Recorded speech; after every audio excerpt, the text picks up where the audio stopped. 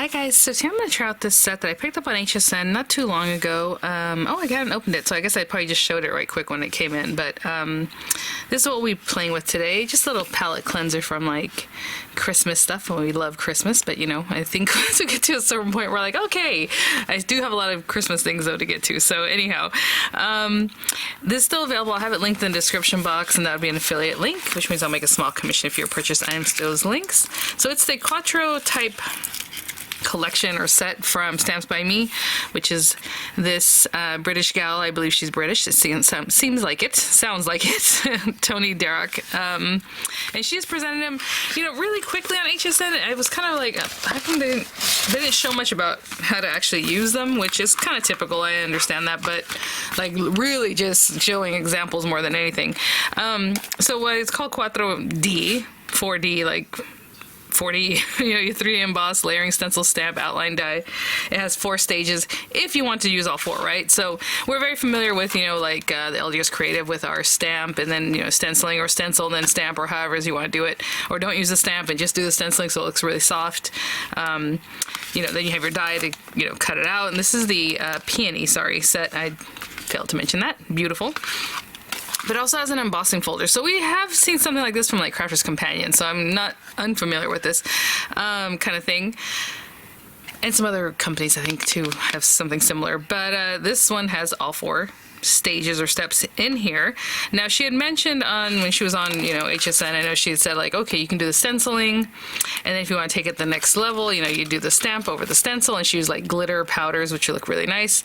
And then, okay, so you can die cut it out, which is nice. And then after she die cut and did all that stuff, and then she put it in the embossing folder, at least that's what she said. And I was like, that's kind of weird, because what if you put something on here that's kind of crispy, and then when you run it through, it like busts it up, you know what I'm saying?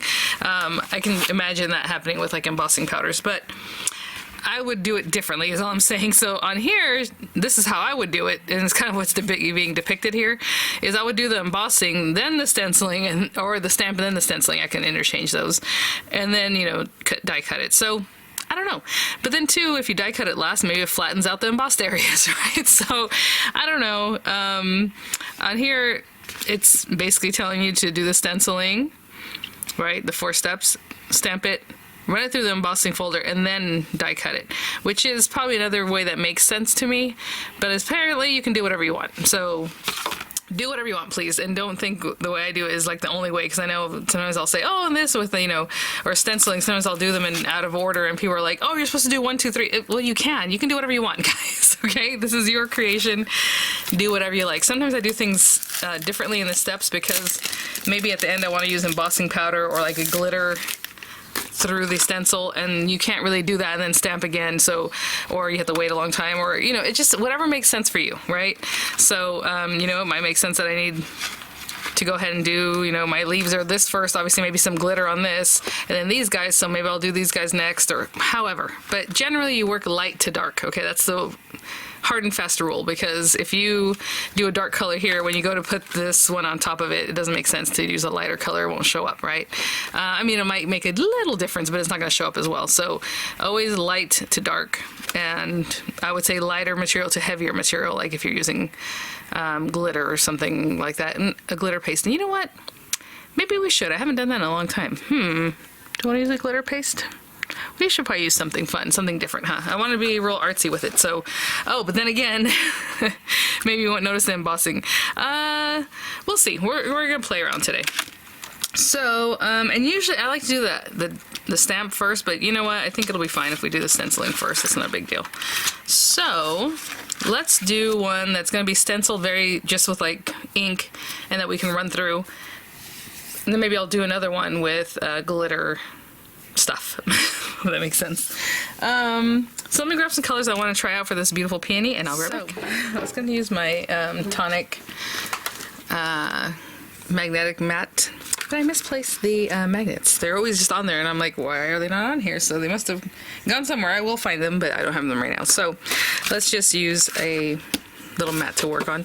I just cut a piece of paper in half. This is just some heavyweight cardstock, nothing special. I will do this traditionally starting with number 1. Again, I'm going to start with the stencil.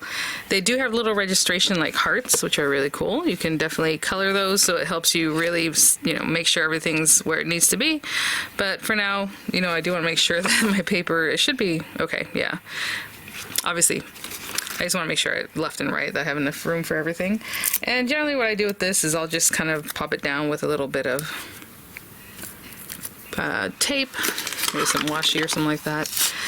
If I was using my other mat, of course I would be using the magnets, right? And then I just grab a ton of tonic inks that I have. Ooh, this is interesting. I was like, I don't really have a really light pink in these guys, which obviously you can mix and match your inks. These are hybrid inks. Let me grab another, this one. Oh, it's a little bit yellow, but I think that'll work. I'm gonna use French macaroon and see how that, yeah, it's kind of yellowish, huh? Maybe that's not what I want. Let me see. Well, you know what? I'll do that, but very lightly, because I'm going to use pink on the next layer, and I'm just kind of interested to see what this does, if it adds a very soft... The next one's going to be purple, guys, I think. I have some purple glitter sitting here. I hope. It might be something else. So I'm just kind of adding a little bit of color. As you can see, there's not much. I'm just kind of going on the very edges. Because the next stencil, that is number 1, it does say number 1 on it, and this is number 2, it's just slightly etched there, will be this guy. And I was going to do pink. So I'd see that I did do a little bit too much yellow there, maybe here. Add a little bit more color in here. I wanted that first layer to be very soft on this one, so there we go. Again, you can color in these, just take your brush and have your registration marks, especially for this one since it's so light. But I'm going to remove that. I'll rinse those off in a minute and bring in number 2. Ooh. Yeah, following my registration marks probably would have been a better idea, but I can see right here where it's real crisp. So there, we'll move that there. Bring that over here. That looks pretty good. I'm assuming, I don't know. Let's go that way a little bit. And that guy in there. Sure. Okay, so I'm gonna hold this down. Now you can see it's a little bit crooked. Like I did it pretty straight before, so I'm gonna change that up just a little bit. You're gonna be like, what? That's why we put those hearts on there, guys, so you can line them up real well. Okay, so no more French macaroon. I'm gonna go into Panama Rose. I just looked back and I have a really pretty gold glacier paste from Tonic, and I'm like, ooh, maybe we should have used that. So that's why I'm like, maybe the next one will be purple, maybe not. Okay, so this one's more pink. Again, sometimes I rub like this and sometimes I pounce. It depends on the stencil and the areas that they have. If it's like super delicate, sometimes if you rub it like that, you're gonna pull it up and you don't want to do that, right? So a brush is a little softer though, so sometimes you can just go ahead and do a circular motion. But if you see that there's a lot of like little areas that will pick up, pounce, pounce, pounce. Pouncing is your friend. We'll see what that looks like. Actually, I can take a peek without removing it. Oh, I like that. Okay, I think I'm gonna leave it soft like that. And, you know, I guess what I could do is go ahead and put in a little heart with a little bit of the ink that's left on my brush. There's not a lot. It'll help us. Possibly. Oh. Okay, there's that. Lovely. Again, I'm going off on my own as far as peony colors are usually kind of super gorgeous. Okay, so this one is quite different because this is the bottom of that bud area. So we have our little hearts that we can kind of take a peek, and that can help you line it up without even really paying attention to the shape. So I guess let's get on track, Vianney. A lot of times with different stencils I work with, I'm like, I just kind of eyeball what's going on in here. But honestly, using the registration hearts works really well. Look at that. Okay, so hearts. Let's check those guys out. And what a cute little thing to do to make them hearts. Okay, so we have those guys. I'll put this back. Put the other one back in a minute. Actually, I'll put it back right now. And then again, ooh, generally you work light to dark. I'm trying to see the next one. Yeah, so this one's gonna be a little bit bright, I think. Let's do Lime Burst.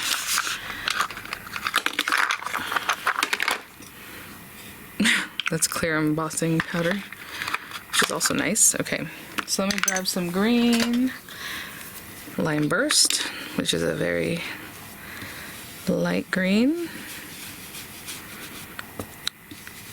And with stenciling, if you rub a certain way, like right now I'm going like this, see how much darker it is there than up there? But if you want to come down and get the darkness up here, if you're doing a circular motion, generally you hit the whole thing and you're going to get some darkness on all the edges.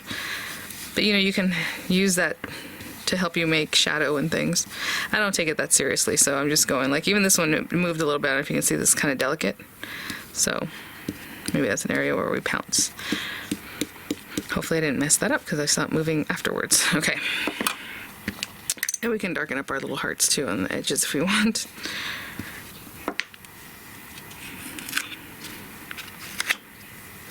That's pretty. That's pretty, pretty, pretty already. I should probably be rinsing these off. Sometimes some ink stain your stencils. It's not a big deal. They get dirty after a while anyway, but just know that. I'll use this parakeet green. Nope. That's the only problem with this kind of thing. I always just dump them into my hand. You can pick them out too. Yeah, I need to find the lid of my other guy there. Okay.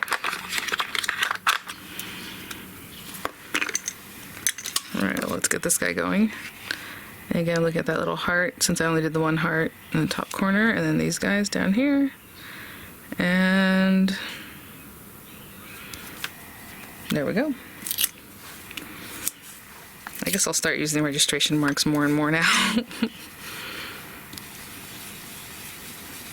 Oh yeah, this is really dark.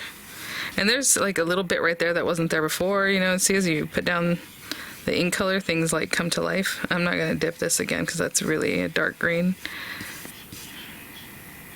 Actually, I'll dip a little bit more here. Wow. That is awesome.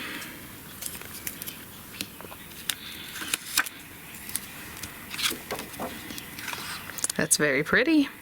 Okay, I'm gonna go wash these off, and then I'll start the next one with, oh, cause see, I'm gonna have to wait for that to dry. That's kind of why I don't really want to use paste on videos like this, because then I have to wait. But you can imagine what it might look like. Let's just say that. So I'll start the next one, and then I'll show you when I go to make the last one. So what I'm going to do I'm going to rinse all these off. I'm going to do the lightest color. I'm going to do the leaves, and then the very last thing I'll do is this one, and we'll come back and talk about that.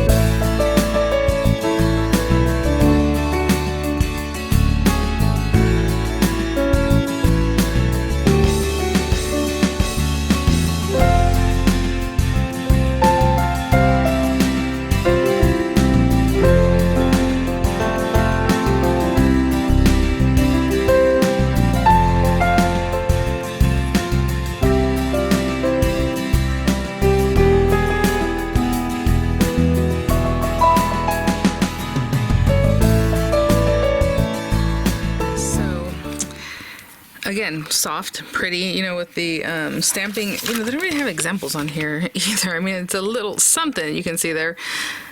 Generally, I like to stamp first just so I know where my lines are, but sometimes they reactivate depending on the inks that you're using and all that kind of stuff.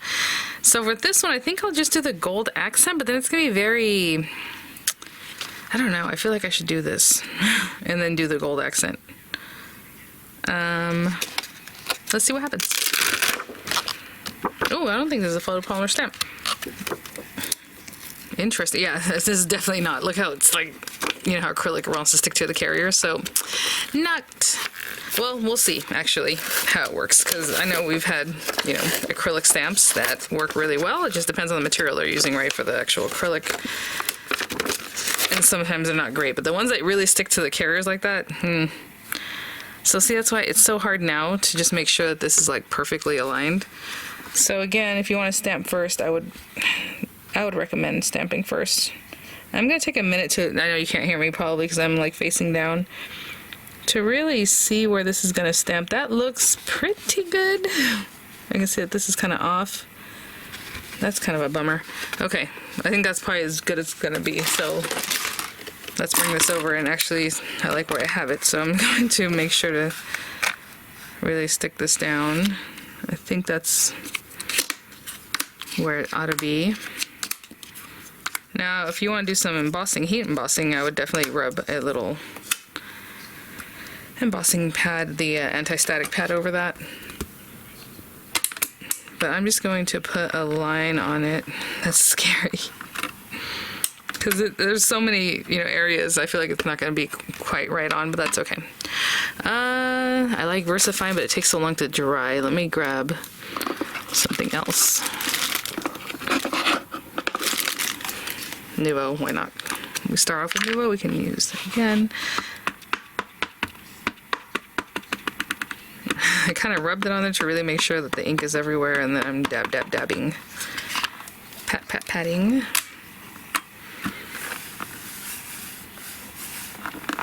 I think the other one, I'm just going to leave it the way it is, so we can see kind of the different looks that you might get. Oh, not bad. But let's just give it another one just to make sure. Hopefully it hasn't moved. I just don't want to give a double impression after our stenciling.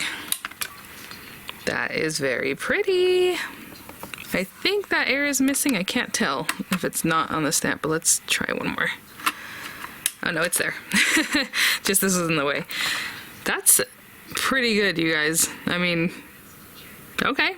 But I really was looking to see where I was. I knew this area was a little bit off, and I can see that it's just the slightest bit off, but it's right on there, so what are you gonna do?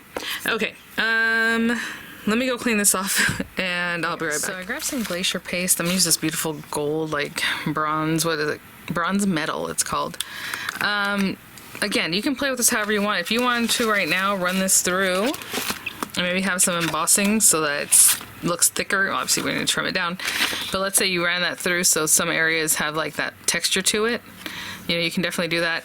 I think it's going to be a little funky because obviously we have black lines. This isn't as having the black lines there. Now I'm like, should I even use it? It is going to cover up some of the lines, right? So it might look kind of messy. Maybe that was a bad choice for this one. I was just kind of guessing at if I should use the gold stuff or not. Oh, you know what? I think I have some clear. Oh, this is going to be fun. Let me go see if I have something that's clear or that dries kind of translucent.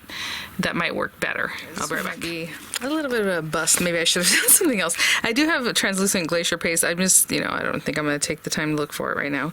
So let's put this back. Again, this is the second layer of the flower. You are definitely going to be covering that up. So where the black lines are. So I grabbed this, some Embellishment Mousse. It's mother of pearl. Obviously, hopefully I can apply it very lightly, and I think that'll work for us. I am going to get some. I'm going to put it on here and see how thinly we can apply it, just to give a look. Obviously, it's not going to change the color of what's going on, but let's see. I'm holding this down just with my hand. It might work. It might just be kind of funky. We'll see. You do have to get enough to get in the stencil, though, so that's kind of, I have a feeling it's going to cover up a lot of what we did there as far as the stamping. It's worth a try. And this is not clear. This is mother of pearl. It definitely has a little bit of something to it, And I'm being very careful because, again, some areas are the kind of thing that will lift up if you're a little harsh on it, and I need a little bit more. I'm just flattening this out. I'm kind of conditioning it before I use it, instead of putting a whole clump on here, I know it looks really messy. Ooh, That's a little scary on that one.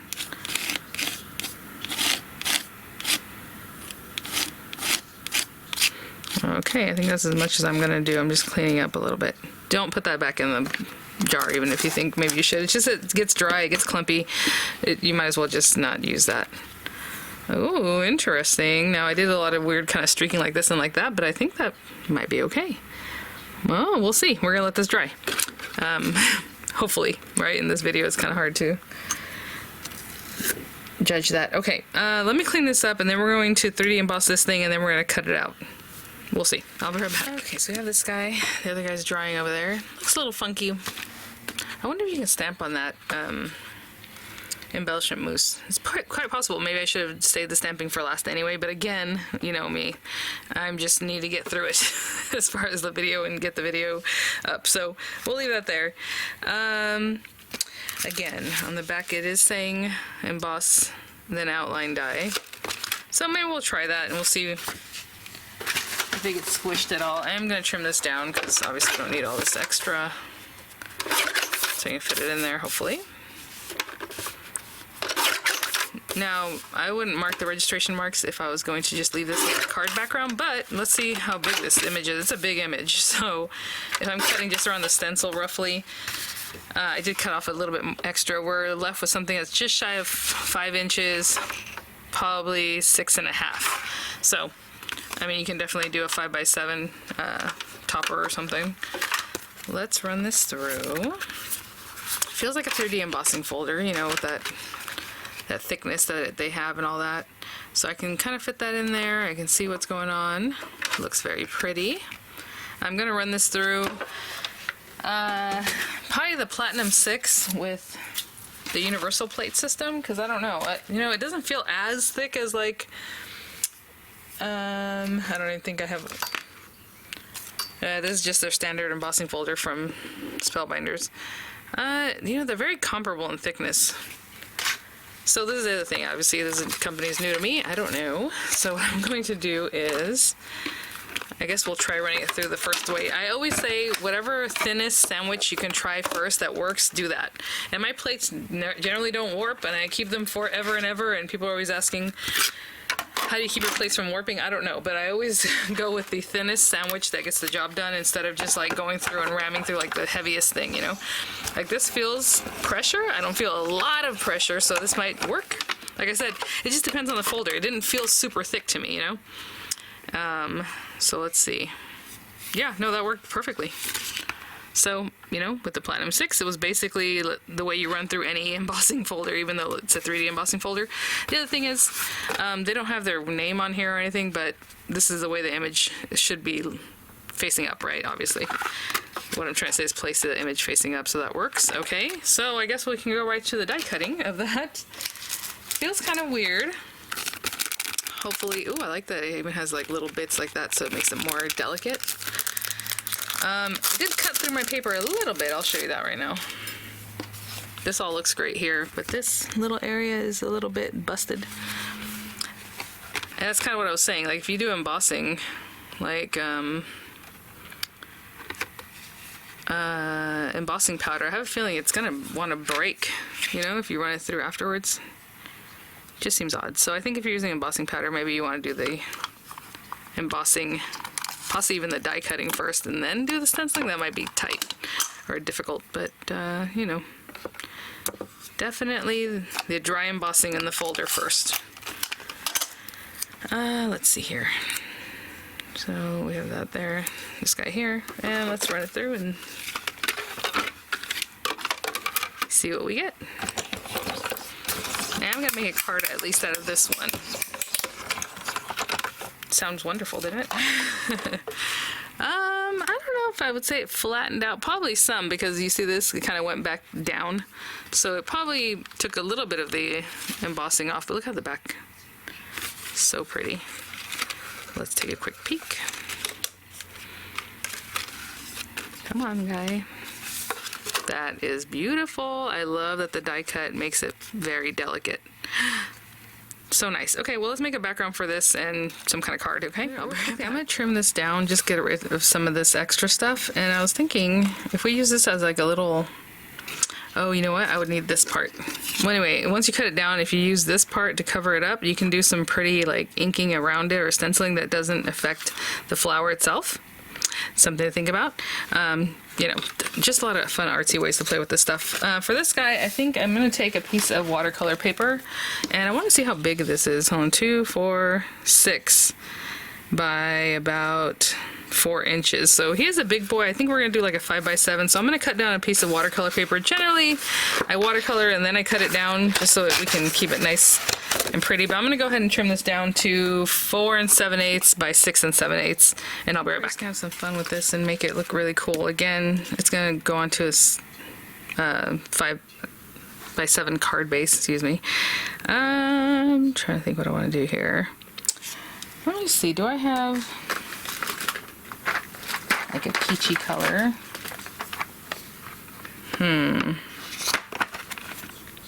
We use Panama Rose. Maybe I'll bring that Panama Rose back out.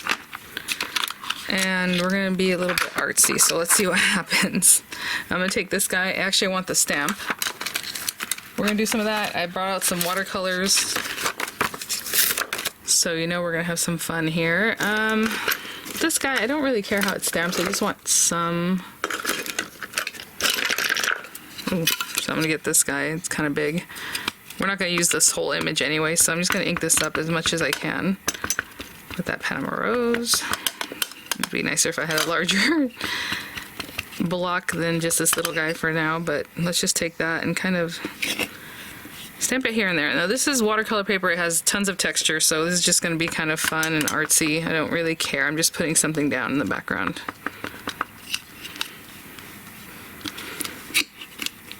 Just here and there. And we're also going to see how it just kind of didn't hit that centerpiece, but that's okay. We're going to do a lot of stuff here. It's not great as far as that. Let's get it there. That might be enough. No, let's get this bottom part. I want something different, kind of peeking out of this area over here. Ah, okay, good.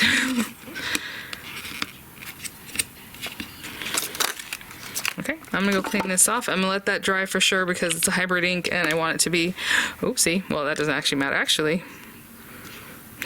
you know what, why not? Just some extra texture here and there. I will be right back. I have no idea where we're going with this. So we have this guy, and you know, maybe it'll be on there somehow, probably like that. Something like that. And so I'm just going to open up these watercolors, and we do have some yellow, you have that green, obviously the Panama Rose color.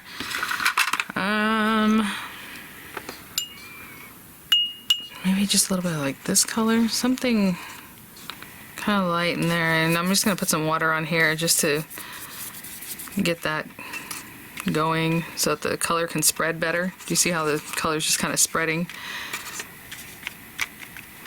Because the paper's wet.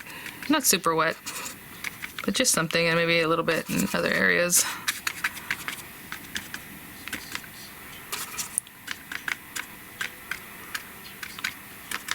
That's kind of taking down that white background a little bit.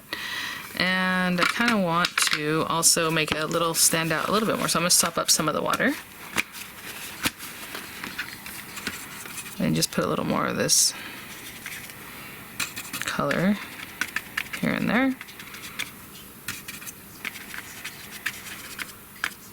That's good. Oh no. Well, actually that's not bad. I got a little bit of the red from next door, which is not what I wanted, but it didn't look bad. Did not look bad. Okay, and then, sorry if this is out of the way, I'm just trying to grab, I don't think this is gonna be wet enough. I want like a brush that's really loose. We'll see. I don't think this is gonna do it. But I'm gonna dip into the black and just kind of do that kind of thing. Which gets all over the place, just so you know. It'll end up like on my machines back here. And the water is, you know, the background is wet right now, so it splotches in a different way. So I'm gonna let that sit for just a minute, and then I'll just do it again so that we get some darker ones too.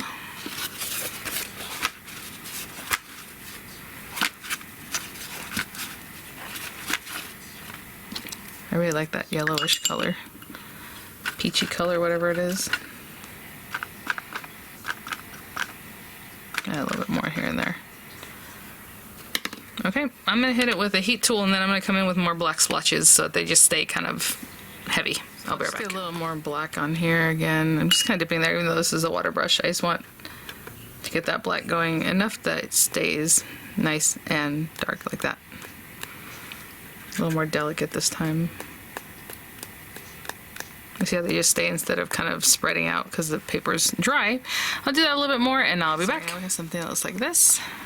And what I'm gonna do is grab a card base. I don't know if I'm gonna put another die cut behind it to like break up the, you know, the stenciling plus like the busyness of what's going on in the background. We'll see. But I'll be right back. It's actually an ivory card blank from Tonic. It's a 5x7. And I suppose I'll mat this guy on here. And then I brought out this piece of gold paper because I was like, well, what kind of die cut can I put back here? So if I did a whole full die cut, I mean, that would be cool. But then I thought, what if we use this and made a frame with it? So these are the Spellbinders Postage Edge collection. So how about that?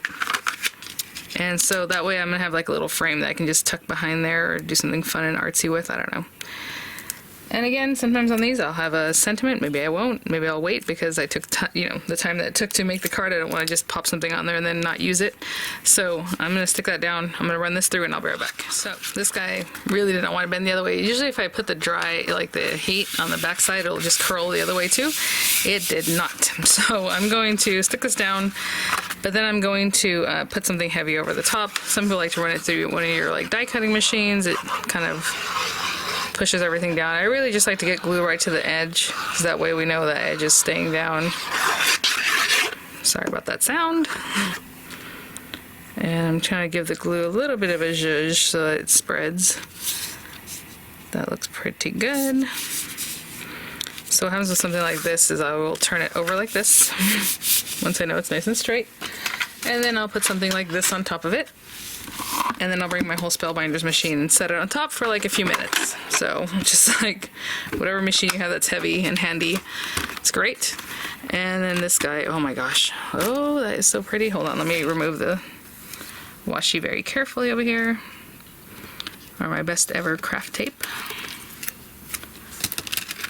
Now we have two beautiful things we can play with because that little dotted detail. So I have this guy I can use on a different card. And then for this guy, I'm going to use this postage edge. Look how cool that is. Oh, so pretty.